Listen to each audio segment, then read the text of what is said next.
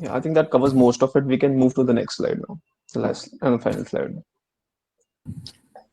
So So yeah, for finance. non-finance professionals, Yeah. we'll So keep this short.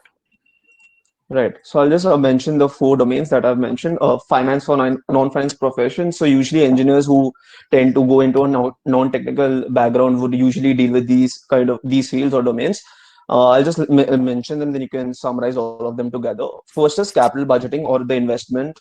Usually the investment banks deal with this. We have stocks like the financial market, the futures options. These are like the terms that are coming up.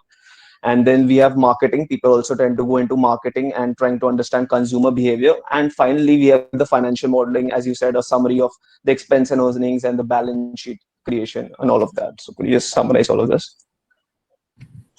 Yeah, so capital budgeting is like what different managements decide on, what projects I should take or invest in, how much budget should I give to different projects and those kind of things.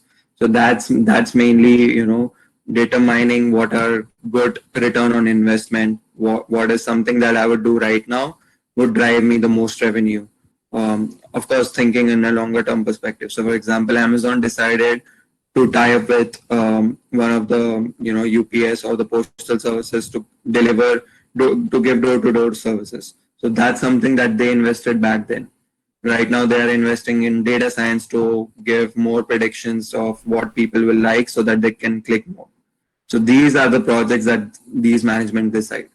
Stocks, as we all know, everyone talks about stocks, and people run behind understanding stocks and investing in stocks. But again, it comes back to the balance sheets and assets that these companies hold. So stock is basically the valuation of that company.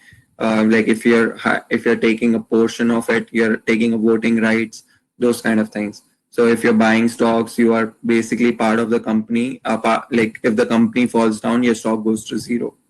So those kind of things. So you need to be very careful when you're investing. So those kind of things. Financial modeling, earlier it used to be just Excel, wherein you see what is my expense on year one, what is my expense on year two on this project, and you do a what if analysis in Excel, which means if I spend X amount in this year, Y amount in next year, Z amount in the third year, how much profit will I gain? Or this could be a week by week analysis or month by month analysis. But people used to fill in these values to see if they are going to meet their goals of return on investment, making the money that they need, and so on. But financial modeling at present is a lot about predicting based on whatever you have been spending. So it gives you a more accurate picture. Of course, you can still do that modeling of what if analysis of what if I spend this much, how will I make that money. You can change those parameters, and the data science model will predict something else. So those kind of things. Marketing is definitely very important for any company. So, for example, you may be seeing ads of any banks within India. You may be seeing people on petrol pumps in different big markets. They'll be reaching out to you. Do you need credit card? Do you need loan? And those kind of things. So with marketing, you're just reaching out to more people, and you're getting more